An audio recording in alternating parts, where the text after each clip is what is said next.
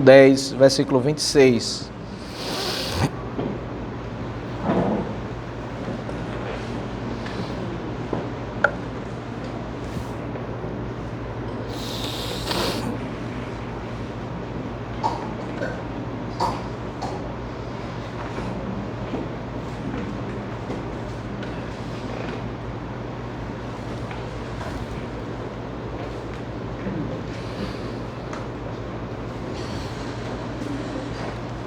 Hebreus 10, 26, a palavra de Deus nos diz: porque se continuarmos a pecar de propósito, depois de termos recebido o conhecimento da verdade, já não resta sacrifício pelos pecados.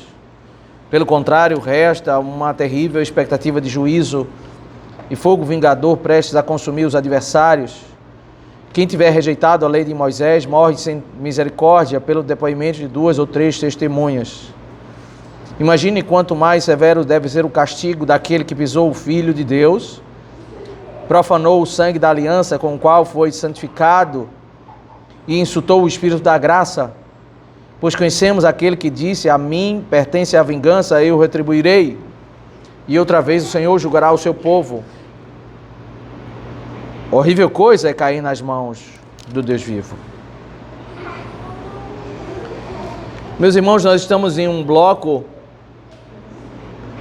no livro de Hebreus, no texto de Hebreus, em que, depois de argumentar no capítulo 1 e capítulo 2 sobre a superioridade de Cristo aos anjos, aquilo que era muito apreciado na comunidade judaica, depois de argumentar que Cristo é superior a Moisés e ele é o verdadeiro descanso, capítulo 3 e capítulo 4, que ele é um sacerdote superior, o sacerdote segundo a ordem de Melquisedeque, capítulo 5 ao capítulo 7, adentra o bloco que é um bloco da confrontação, capítulo 8 ao capítulo 10, quando cita exatamente o texto que nós lemos na leitura continuada de Jeremias 31 como base para esses 3 capítulos. Você veja que Jeremias 31 ele é citado no capítulo 8 e ele novamente é citado no capítulo 10 de Hebreus, para falar sobre essa profecia que Deus falou a Jeremias sobre a nova aliança.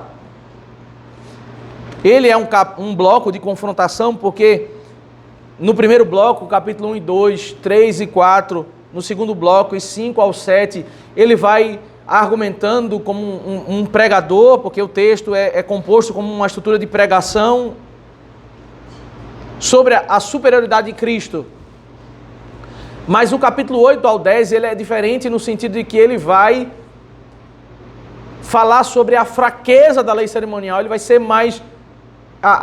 ele vai colocar o dedo na ferida, ele vai tratar sobre aquelas questões que eram mais polêmicas nos dias do primeiro século, sobre um cristão sair da igreja, voltar para o templo, voltar para a comunidade judaica e viver a vida da estrutura da lei cerimonial, os elementos litúrgicos do culto, que é o problema que ele está enfrentando no primeiro século.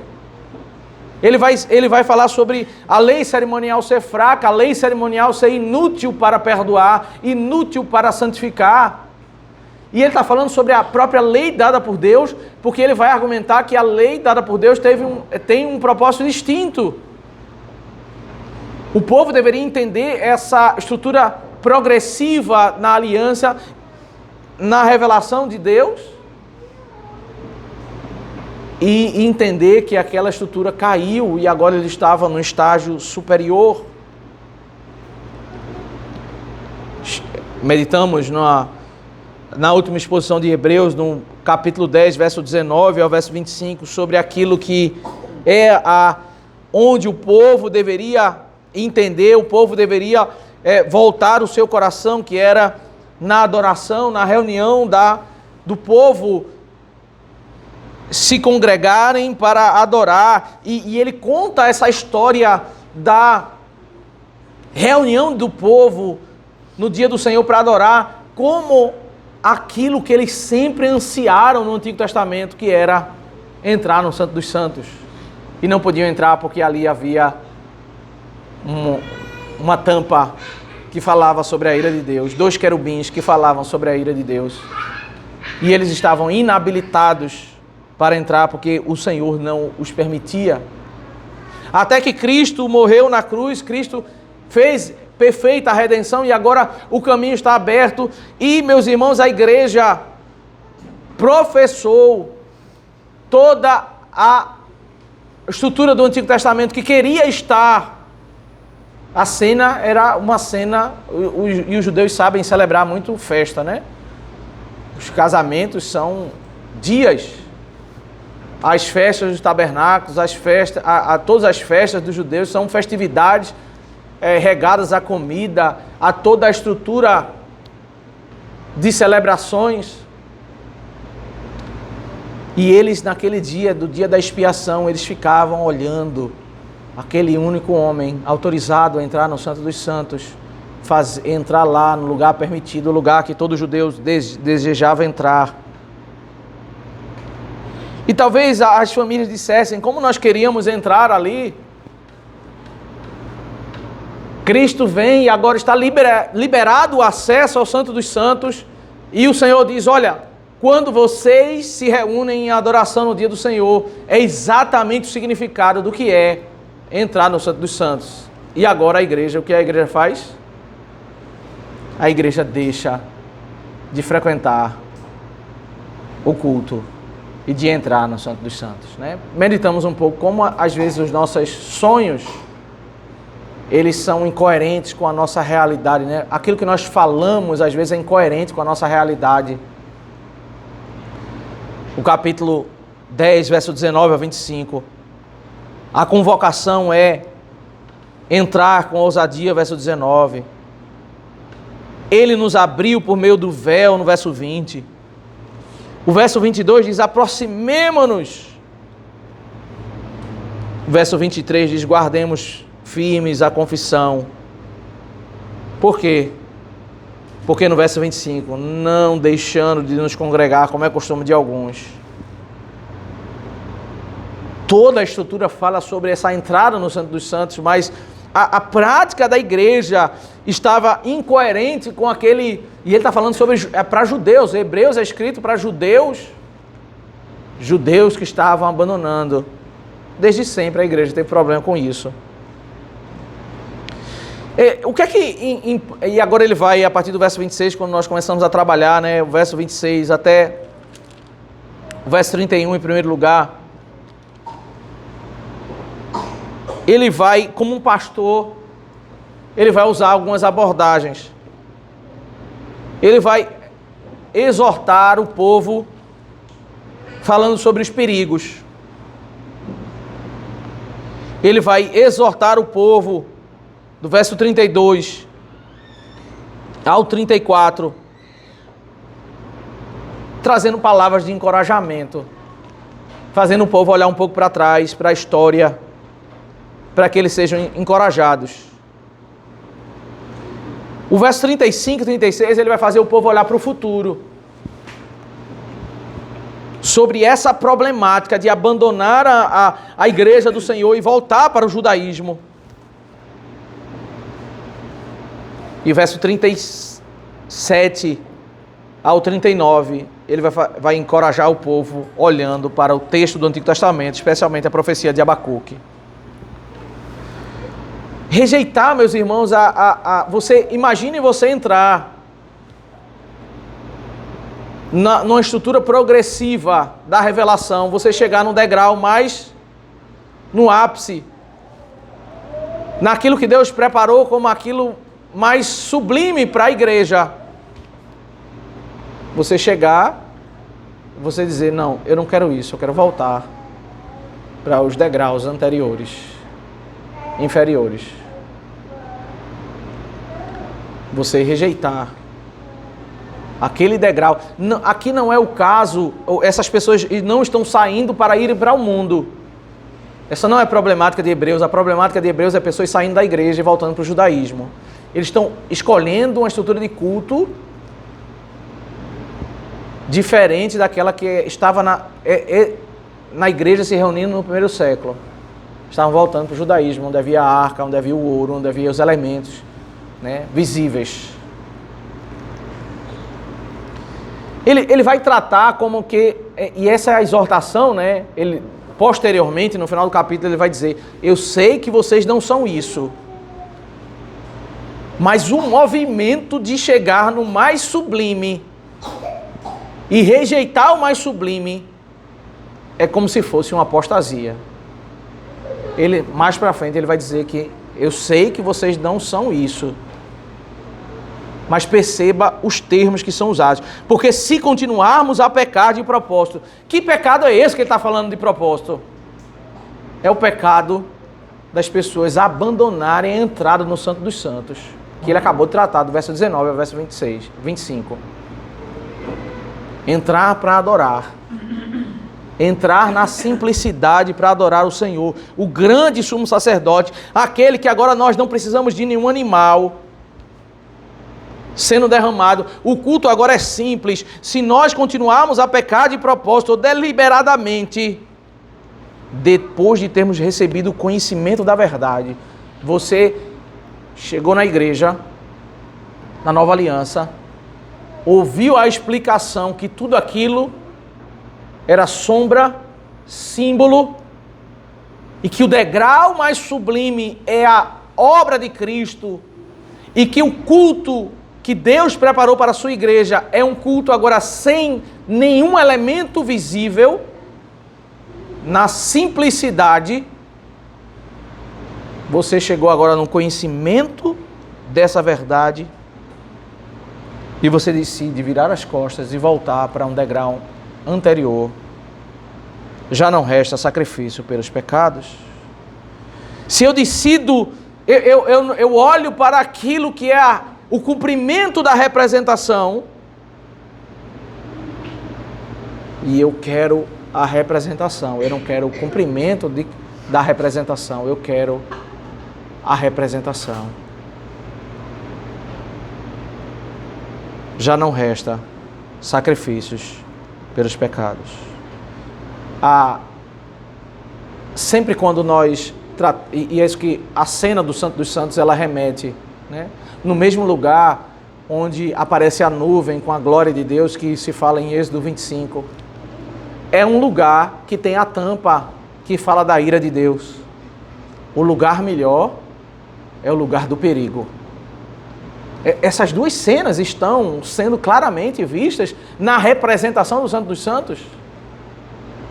Você sabe que ali é o lugar onde todo israelita quer entrar, na presença de Deus.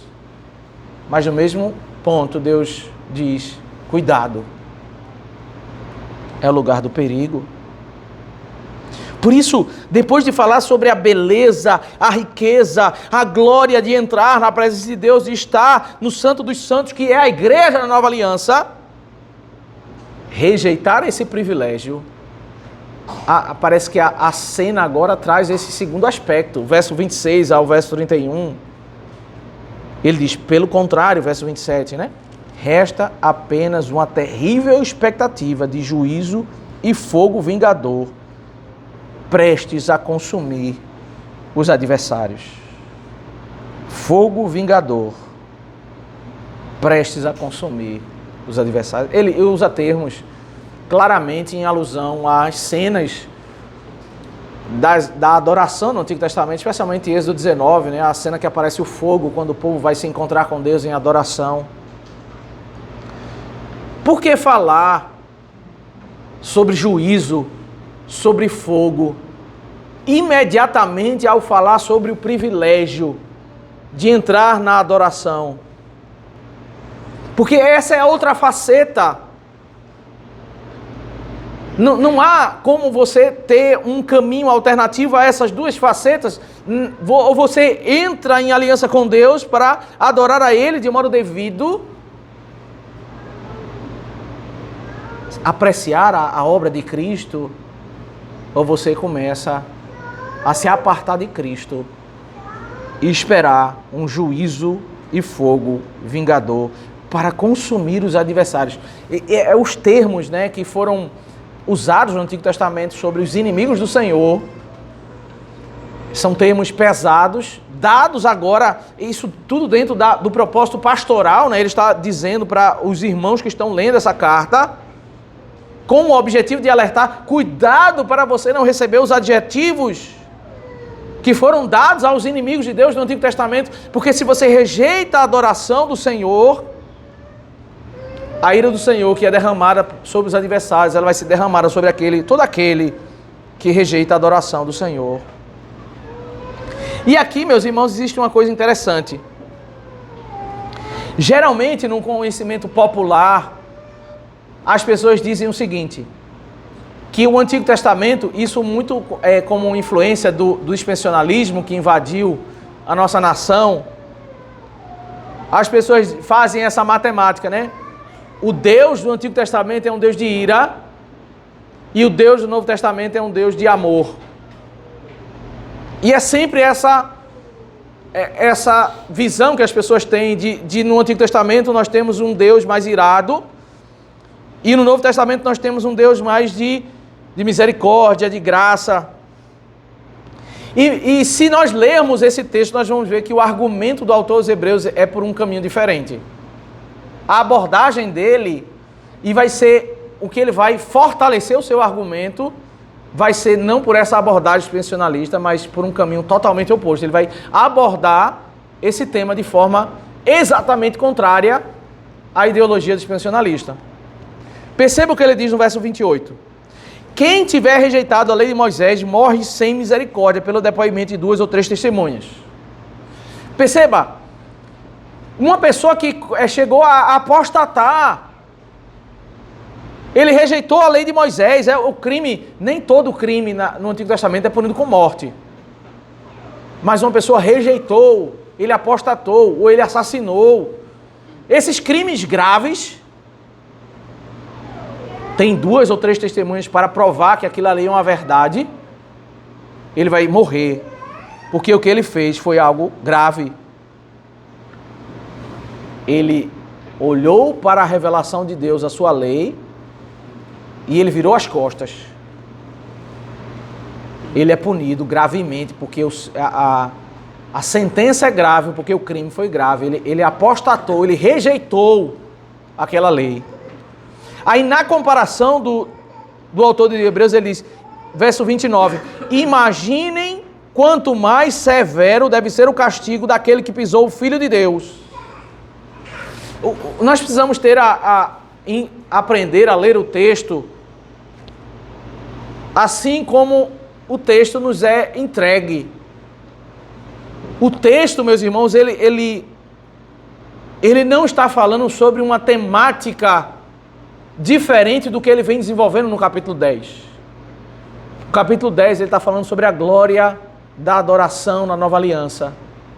Do verso 19 ao verso 25 ele disse sobre a glória de se reunir em congregação e adorar no dia do Senhor. E o problema de pessoas estarem abandonando a adoração. Logo depois disso ele chama isso. Olha, se no Antigo Testamento era sério, ou quando alguém rejeitava a revelação de Deus, na perspectiva do autor dos Hebreus, a comparação aqui é, se eu estou num período de maior benefício, a gravidade é maior, não é gravidade menor. Quanto mais sério é aquele que rejeita o Filho. Rejeitar o Filho é o que ele falou do verso 19 a 25. É rejeitar a estrutura do culto na nova aliança. Você entrar no Santo dos Santos e agora não ver mais o Cordeiro, não ver mais o sacrifício, não ver mais a arca, não ver mais o propiciatório, e agora você vê a explicação sobre a obra do Filho. Quando você chega num degrau mais sublime, que é agora no culto simples, você vai ouvir e entender as explicações sobre a obra de Cristo, e você rejeita isso e volta para o judaísmo. Não, eu prefiro as representações teatrais do culto do Antigo Testamento. Você está rejeitando o Filho. Você está rejeitando àquela estrutura de culto que agora é o degrau mais sublime. Imaginem quanto mais severo deve ser o castigo daquele que pisou o Filho de Deus, profanou o sangue da aliança com o qual foi santificado e insultou o Espírito da graça. Esse verso 29, meus irmãos, é uma palavra pastoral de alerta para os irmãos que estão chegando na igreja e agora estão abandonando esse culto e voltando para a estrutura da antiga aliança. Ele está dizendo, imaginem, você acha grave quando alguém apostatou a lei no Antigo Testamento, perceba que é muito mais grave rejeitar a glória da revelação e o privilégio. Você entra no Santo dos Santos e diz, eu não quero esse culto não, esse culto aqui não me satisfaz. Eu quero aquele outro lá. Eu quero descer o degrau. Você chegou naquele momento em que Deus disse, é aqui o lugar onde eu quero a igreja, entendendo as explicações da verdade. Aí você diz, não, eu quero voltar, porque eu quero a estrutura teatral, eu quero a linguagem representativa, visual. Eu quero viver aquilo que o povo viveu na estrutura da antiga aliança. É um insulto ao Senhor, porque o Senhor, na progressividade da revelação, Ele nos preparou para chegarmos aqui, para estarmos adorando ao Senhor, no Santo dos Santos, ouvindo as pessoas abandonando o culto e voltando para o judaísmo. Aqueles textos, meus irmãos, que falam sobre a ira de Deus, sobre pessoas que afrontam o seu nome, Deuteronômio 32, verso 35 e 36. Não se bastasse os termos sérios citados no verso 29, profanação, pisar o Filho de Deus, insultar o Espírito da graça. Ele cita o versículo 30, diz, pois conhecemos aquele que disse, a mim pertence a vingança, eu retribuirei. E outra vez, o Senhor julgará o seu povo. Horrível coisa é cair nas mãos do Deus vivo. Meus irmãos, a igreja, ela não vive apenas com exortação, falando de punição. Você vai ver que a abordagem, ele vai falar agora encorajamento a partir do versículo 32. Mas a igreja também não pode viver sem os alertas do perigo. Ela não pode tomar atitudes e escolhas na sua vida e achar que não vai ter implicações para a sua vida. E os textos que falam sobre a ira de Deus, o juízo de Deus, a vingança de Deus, sobre a seriedade de nós tomarmos escolhas. Ele disse isso para a igreja. Esses versículos foram ditos para os irmãos que estavam cogitando abandonar o culto e voltar para o judaísmo. A mim pertence a vingança, eu retribuirei. O Senhor julgará o seu povo. Horrível coisa é cair nas mãos de Deus vivo. Tomados de uma influência pós-modernista, tem algumas pessoas que se abstêm dessa questão, dessa discussão.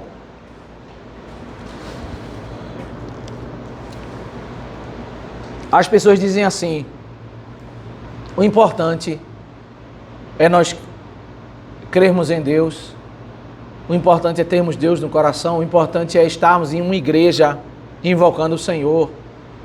Isso é uma coisa sem importância. É como se não houvesse implicação, é como se não houvesse um caminho que agradasse a Deus ou desagradasse a Deus. Todo mundo está agradando a Deus. E perceba que o autor dos Hebreus está falando para pessoas que estão indo para o culto, mas o culto dentro do templo. E ele está dizendo, olha, toma cuidado. E ele cita esses textos do Antigo Testamento, horrível coisas é cair nas mãos de Deus. Ele não está dizendo isso para um pagão. Ele não está dizendo isso para uma pessoa que está abandonando a fé.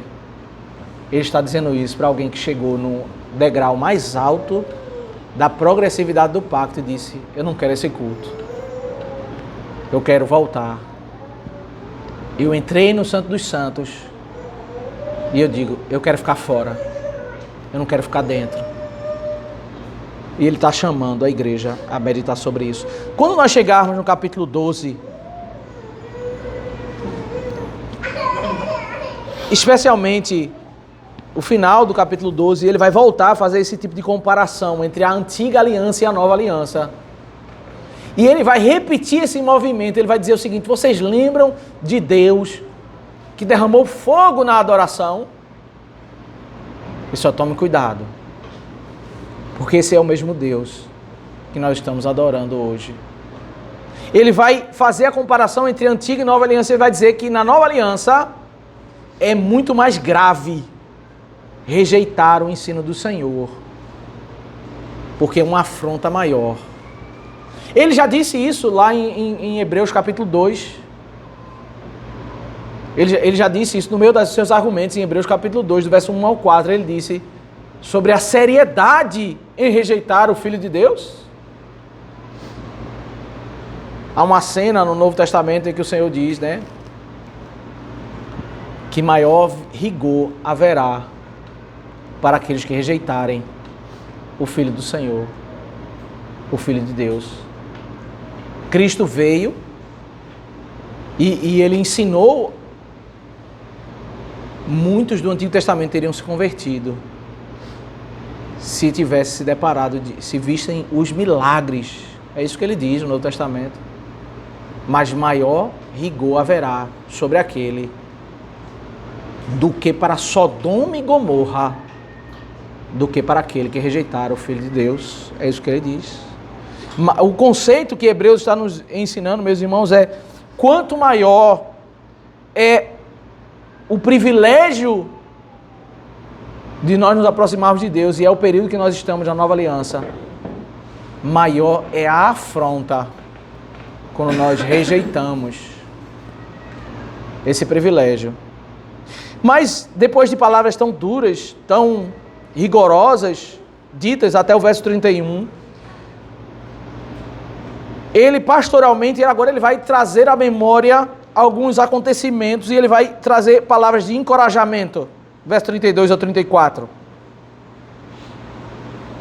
E é um encorajamento interessante, porque ele vai encorajar usando o exemplo deles mesmos. Ele vai dizer: lembre-se dos dias passados, quando depois que foram iluminados, vocês sustentaram grande luta e sofrimentos.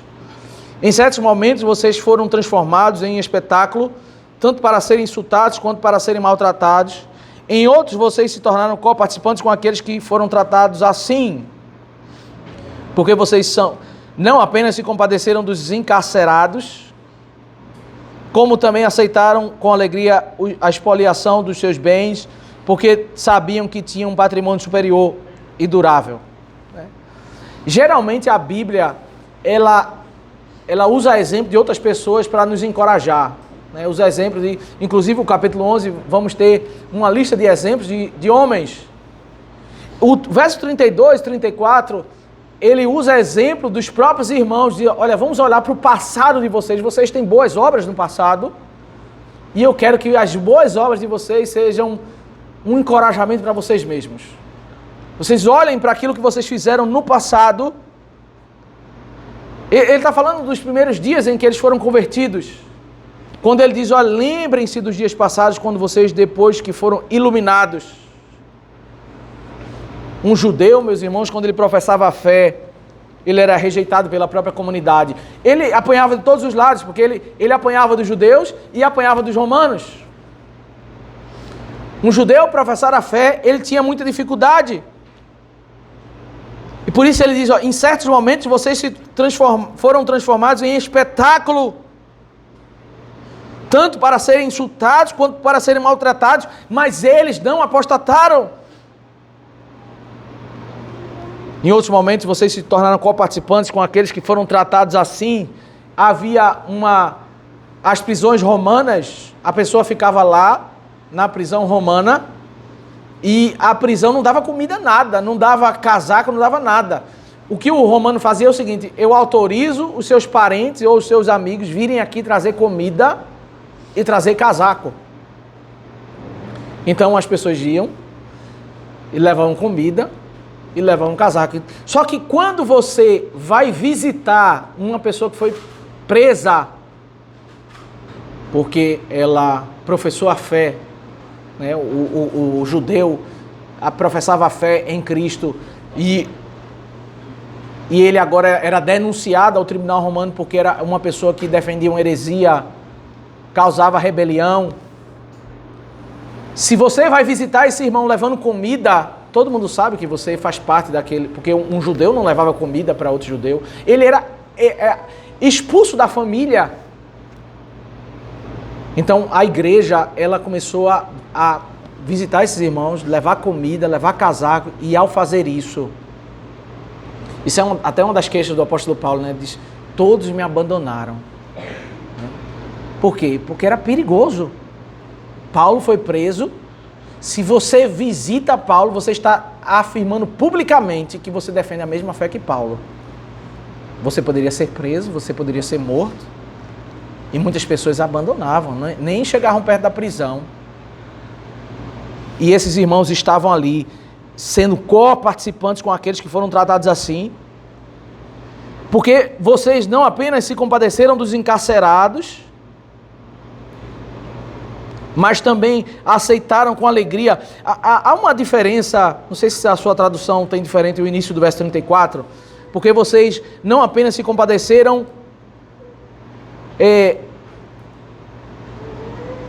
das prisões, é assim que está no texto grego, que essa tradução ela segue. Mas o texto grego completo, ele tem das minhas prisões, das minhas cadeias.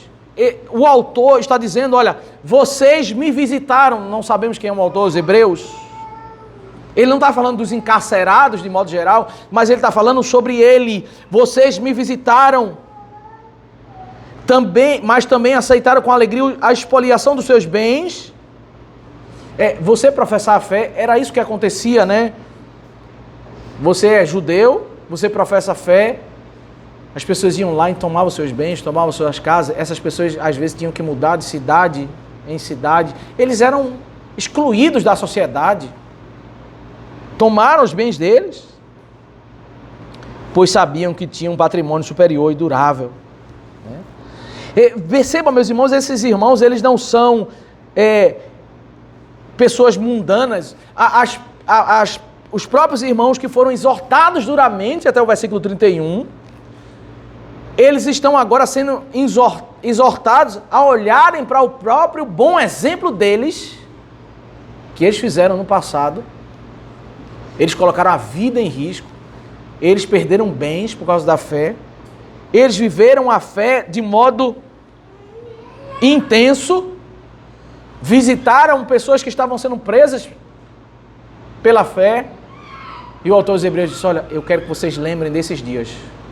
Vocês agora estão fraquejando, mas olhem para os primeiros dias em que vocês foram convertidos pelo Senhor. Tinham vigor para não ficarem amedrontados diante das ameaças, diante de perder bens. Agora vocês estão fraquejando, mas eu quero que vocês olhem para essa verdade que estava muito clara no coração de vocês. Lembrem-se daquilo que Apocalipse chama de primeiro amor, para que vocês sejam encorajados. Isso aqui, meus irmãos, é uma forma diferente de exortar. A primeira exortação é aquela exortação muito dura, necessária. Horrível coisa cair nas mãos de Deus vivo. A segunda exortação é uma exortação que nos leva à reflexão e é exatamente frustrante, né? Quando nós pensamos, todo cristão, você pensa sobre a sua jornada de vida e você chega à conclusão de que a sua fé é a mais vigorosa no passado. Isso é frustrante para nós. todo cristão fica um pouco frustrado porque ele quer sempre progredir. Às vezes isso não é a realidade, nós às vezes temos altos e baixos, né? E quando o autor ele leva a igreja a pensar, olha, você teve num momento na sua vida em que você era vigorosa e agora você está esfriando. Lembrarmos desses dias, meus irmãos, isso para nós, nos encoraja a pelo menos voltarmos ao que éramos antes. A termos o vigor, termos a intensidade. E daí avançar para algo melhor. Mas meditar e chegar à conclusão de que nós estamos vivendo dias mais frios, mais apáticos, é frustrante. Lembrem-se dos primeiros dias. Naqueles dias vocês não tinham vergonha de visitar os presos. Vocês não negaram a fé e perderam até os bens por causa disso. Vocês foram considerados como espetáculo para o mundo e vocês não negaram. E agora, para agradar os judeus, vocês vão deixar o culto da nova aliança e vão voltar para o culto no templo. Antigamente vocês não fizeram isso. Olhem para o passado. Eu falei no início da exposição de Hebreus que há um tema-chave no texto de Hebreus que está lá no capítulo 3, que é um chamado à perseverança. Esse é o tema do texto de Hebreus. Ele exorta a olhar agora para o futuro, verso 36, verso 34. Verso 35 e 36, melhor dizendo. Portanto, não percam a confiança de vocês, porque ela tem grande recompensa. Vocês precisam perseverar para que, havendo feito a vontade de Deus, alcancem a promessa. Hebreus 3, versículo 6. E toda a exortação, toda a argumentação de Hebreus é sobre isso, sobre perseverar.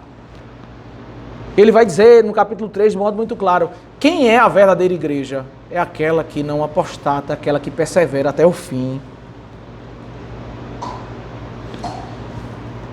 Mas agora ele vai dizer, olha, existe uma grande recompensa no futuro, existe um benefício. Precisamos perseverar, porque para que havendo feito a vontade de Deus, nós alcancemos a promessa.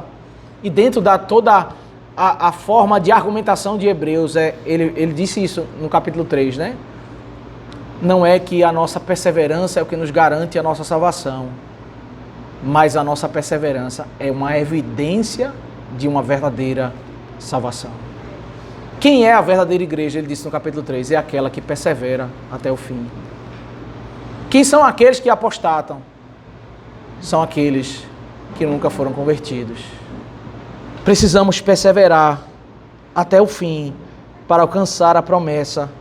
Não abandonar a confiança, não abandonar a verdade. E perseverar é perseverar nessa adoração do versículo 19 ao versículo 25. No dia do Senhor, estamos reunidos e não imaginarmos, descermos o degrau para voltarmos ao judaísmo, mas apreciarmos um culto simples, onde as verdades são explicadas. Ela tem grande galardão ou grande recompensa, né? A salvação é pela graça, meus irmãos, e tudo que nós fazemos é pela graça. As nossas habilidades é por causa da graça, porque Deus diz que pelo Espírito distribui dons, e a graça de Deus é quem nos capacita, a graça de Deus é quem faz a igreja caminhar. Tudo é a graça. Mas, assim como Calvino, ele dizia, né, o que é o galardão? É uma recompensa graciosa. É graciosa porque procede da graça. Toda boa obra que nós fizermos, ela procede da graça de Deus. Nós não podemos nos orgulhar nisso, dizer que nós temos o mérito nisso. Mas ela é uma recompensa. Deus, por sua graça e em sua soberania, Ele decidiu recompensar tudo aquilo que nós fizermos para Ele na eternidade. Por isso o galardão se chama recompensa graciosa. E é sobre esse benefício. Agora, ele alterna do perigo de eu ofender a Deus na adoração, ao rejeitar aquela adoração. Ele me leva a pensar no benefício. Veja como ele transita. Por que ele transita de um discurso tão sério para algo de tanto privilégio? Porque aquele conceito que nós temos lá em Êxodo 25, na adoração ao Senhor, nós temos perigo e privilégio. Ele transita do verso 26 ao 31 sobre tanto perigo, e agora no verso 35 e 36 ele fala sobre esse privilégio. Pensarmos sobre aquilo que nós vamos receber do Senhor, as promessas do Senhor. Que situação no Antigo Testamento, né? Para nos fazer meditar sobre esse conceito de perseverança. Alguém que teve uma crise de perseverança no Antigo Testamento, Abacuque. Agora ele finaliza o verso 37 ao 39, levando a igreja a pensar sobre o cenário de Abacuque. Porque aquele que dentro em pouco tempo, aquele que vem virá e não irá demorar, mas o meu justo viverá pela fé, e se retroceder dele a minha alma não se agradará.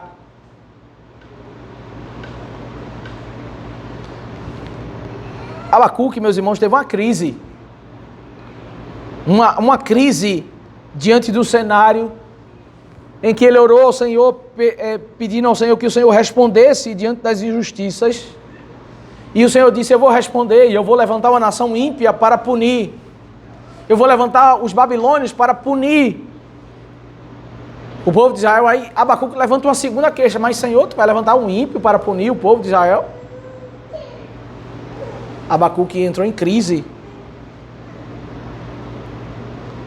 Diante da queixa de Abacuque, o Senhor lhe responde dizendo: olha, o meu justo viverá pela fé. Você precisa viver confiando em mim, confiando nos meus decretos, confiando naquilo que eu determino.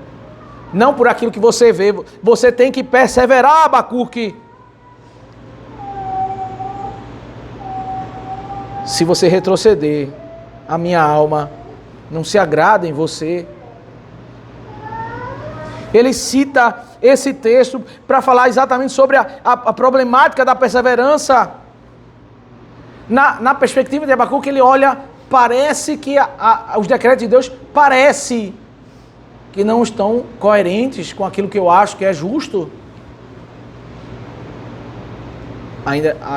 Até que Deus vai fazer ele entender toda a sua justiça, toda a sua santidade, toda a sua soberania.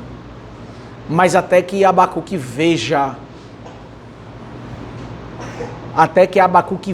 o cumprimento das coisas. Enquanto ele não vê, ele vai ter que caminhar por fé. Fé é quando nós não vemos o cumprimento. Nós cremos naquilo que Deus fala, mas nós não vemos o cumprimento. A igreja hoje caminha por fé. Na glória não vai caminhar por fé.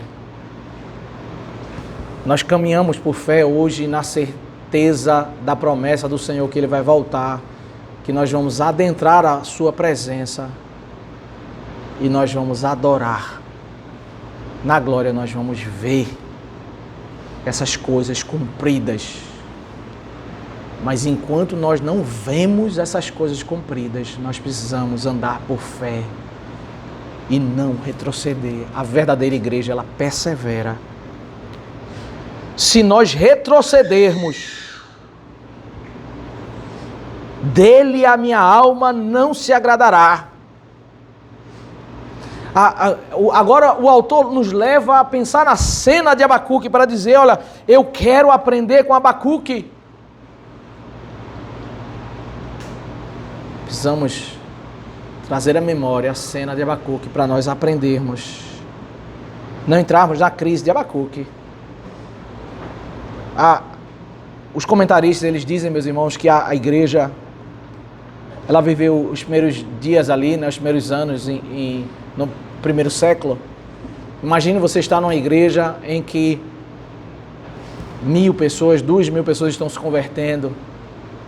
Você vê lá pregando, né, no domingo Pedro, no outro domingo você vê João pregando. Você está andando na rua e Pedro encosta uma pessoa um aleijado, e ele começa a andar. Aquilo ali causou uma euforia na igreja. As pessoas estavam doando seus bens. Era uma coisa extraordinária. Começou-se a realidade da igreja na década de 50 e 60 foi uma realidade distinta. Porque depois da perseguição, os apóstolos foram espalhados, vários foram mortos, né? Outros foram espalhados. Começou a haver esse movimento de apostasia, pessoas abandonando a igreja e voltando para o judaísmo.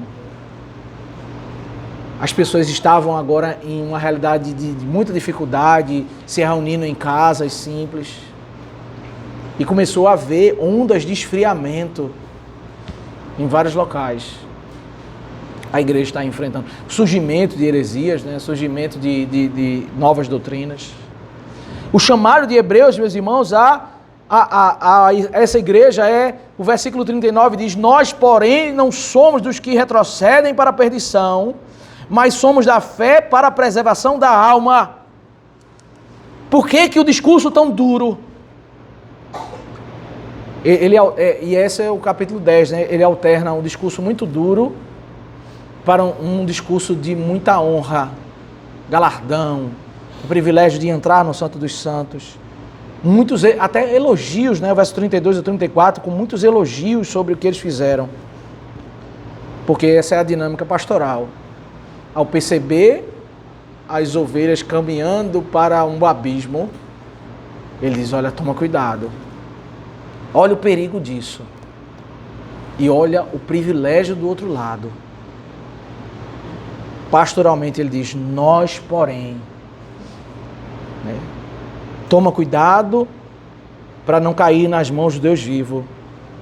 Mas aqui é uma afirmação, como parte dessa estrutura de exortação.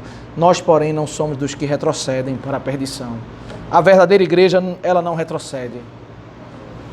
A verdadeira igreja não chega no último degrau ao ouvir a exposição da palavra e diz: não é isso que eu quero. Ela ouve, ela conhece e ela aprecia. E ela diz: eu quero mais disso. Eu quero conhecer mais do Senhor. Nós somos da fé. Nós não somos daquilo que caminhamos pelo que vemos. Caminhamos por aquilo que ouvimos. Na glória nós vamos ver. Mas agora nós estamos nesse momento em que ouvimos as explicações do Senhor, as suas promessas. E nós cremos, somos da fé. E é na fé que nós preservamos a nossa alma. Né? Há alguns conceitos, meus irmãos, que nós podemos aplicar para as nossas vidas. Primeiro às vezes você vai ler na Bíblia exortações muito duras. A exortação dura da Bíblia, como é esse caso de Hebreus, ela é um recurso pastoral. Às vezes você vai ver exortações, não quer dizer que o autor está dizendo que o crente verdadeiro ele vai passar por isso, mas é o recurso pastoral para alertar sobre a seriedade do perigo. Quando o pastor está aqui trazendo essa seriedade, ele não está tratando sobre a possibilidade de um verdadeiro crente ser condenado pelo Senhor. Não é isso. Mas entenda, aqui existe uma dinâmica pastoral. A exortar é um recurso. Falando sobre a seriedade, o perigo, ao mesmo tempo que ele vai lidar com uma abordagem de encorajamento, para que a igreja seja conduzida para olhar e caminhar firme e perseverar. Uma segunda coisa é que o texto ele me chama a isso, a olhar a minha vida, fazer uma releitura da minha vida, a minha caminhada cristã. Pensa no dia que você se converteu e repensa as suas prioridades, como era a sua leitura bíblica, como era o seu tempo de oração, como era a sua entrega ao Senhor. Será que você tem se esfriado? Você tem crescido? Como está o nosso progresso? Essa é uma pergunta interessante para cada um fazer ao seu próprio coração. Esse texto ele também me prepara para viver pela fé. Ele usou o exemplo de Abacuque e o capítulo 11 é agora, né? Vamos definir o que é viver pela fé. Né? Ele vai citar vários exemplos e ele vai dizer, ó, teve pessoas que foram até cerradas pelo meio e não negaram o Senhor. Teve pessoas, uma expressão que está lá no capítulo 11, né? Homens dos quais o mundo não era digno. E eles, isso é viver pela fé. O capítulo 11 ela é uma lista de exemplos desse argumento defendido no capítulo 10.